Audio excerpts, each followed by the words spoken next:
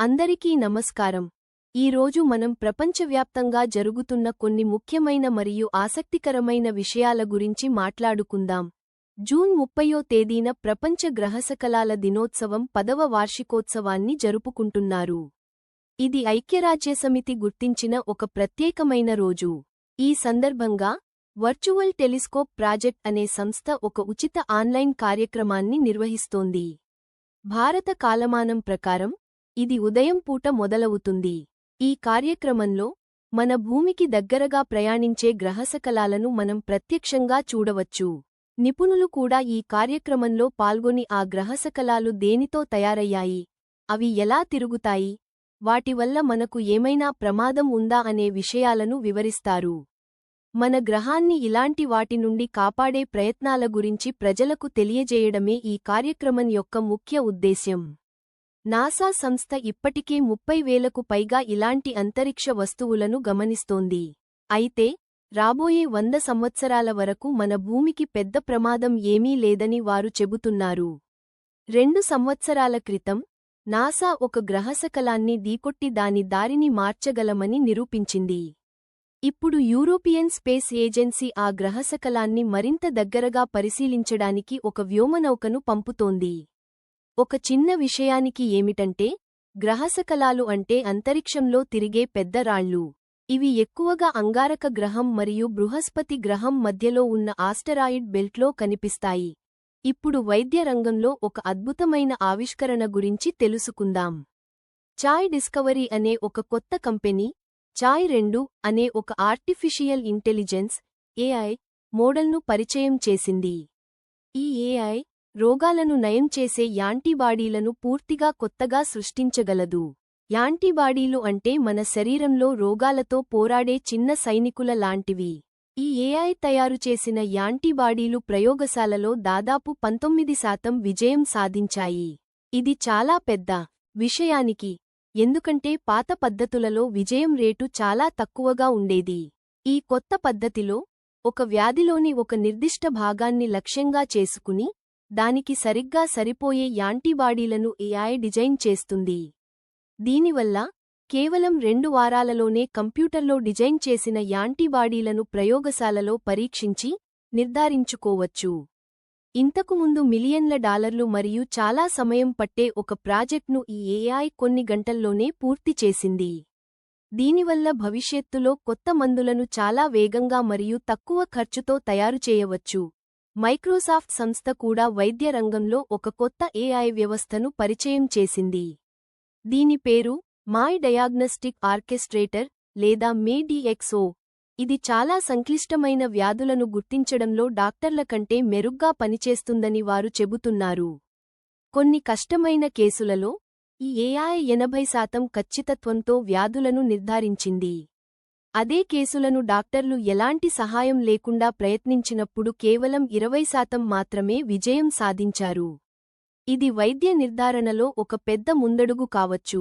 Google సంస్థ ఒక పెద్ద ఒప్పందం చేసుకుంది. వారు ఫ్యూజన్ ఎనర్జీ నుండి విద్యుత్ను కొనబోతున్నారు. కామన్వెల్త్ ఫ్యూజన్ సిస్టమ్స్ అనే కంపెనీ నిర్మిస్తున్న మొదటి ఫ్యూజన్ రియాక్టర్ నుండి వారు 200 మెగావాట్ల విద్యుత్ను కొనుగోలు చేయడానికి అంగీకరించారు. ఫ్యూజన్ ఎనర్జీ రంగంలో ఇదే అతిపెద్ద ఒప్పందం. ఈ రియాక్టర్ 2030ల ప్రారంభంలో విద్యుత్ను ఉత్పత్తి చేయడం ప్రారంభిస్తుంది. ఇది కర్బన రహిత అంటే కాలుష్యం లేని శక్తి.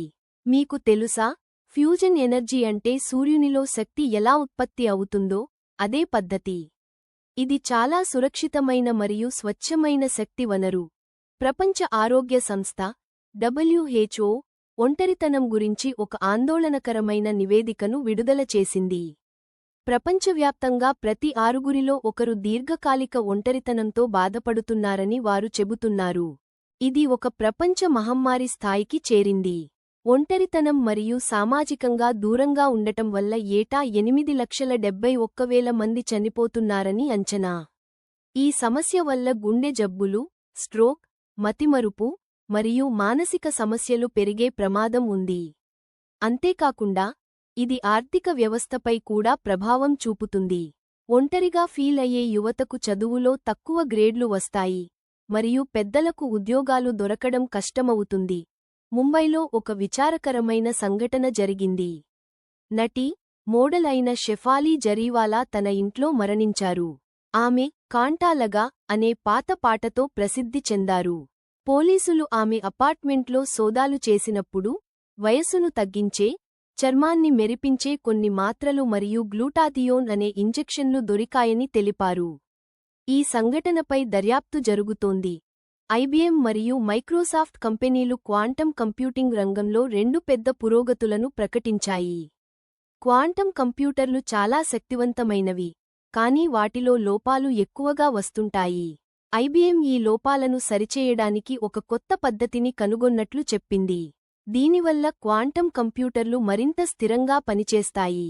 ఐబిఎం ప్రకటన వచ్చిన కొద్ది గంటల్లోనే మైక్రోసాఫ్ట్ కూడా తమ పురోగతిని ప్రకటించింది. వారి పద్ధతి లోపాలను 1000 రెట్లు తగ్గిస్తుందని మరియు తక్కువ పరికరాలు అవసరమవుతాయని వారు చెప్పారు. క్వాంటం కంప్యూటర్లు అంటే సాధారణ కంప్యూటర్ల కంటే లక్షల రెట్లు వేగంగా పనిచేసే యంత్రాలు. భవిష్యత్తులో ఇవి వైద్యం, సైన్స్ వంటి రంగాలలో విప్లవాత్మక మార్పులు తీసుకురాగలవు.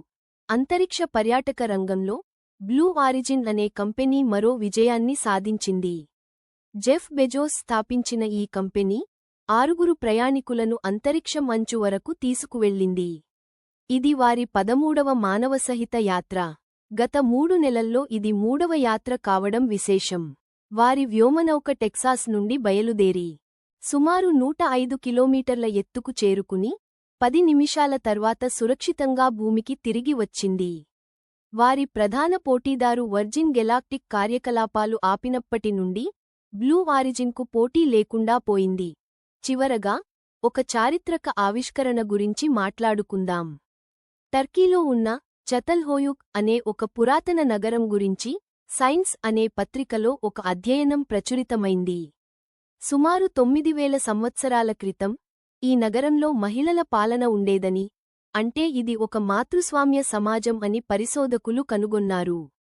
అక్కడ దొరికిన సమాధులను మరియు జన్యు ఆధారాలను బట్టి కుటుంబ వారసత్వం తల్లి ద్వారా కొనసాగేదని వారు నిర్ధారించారు. ఈ ఆవిష్కరణ ప్రాచీన మానవ సమాజాల గురించి మనకున్న అవగాహనను మారుస్తుంది. ఈ రోజుకు ఇంతే. విన్నందుకు ధన్యవాదాలు మరియు జాగ్రత్తగా ఉండండి.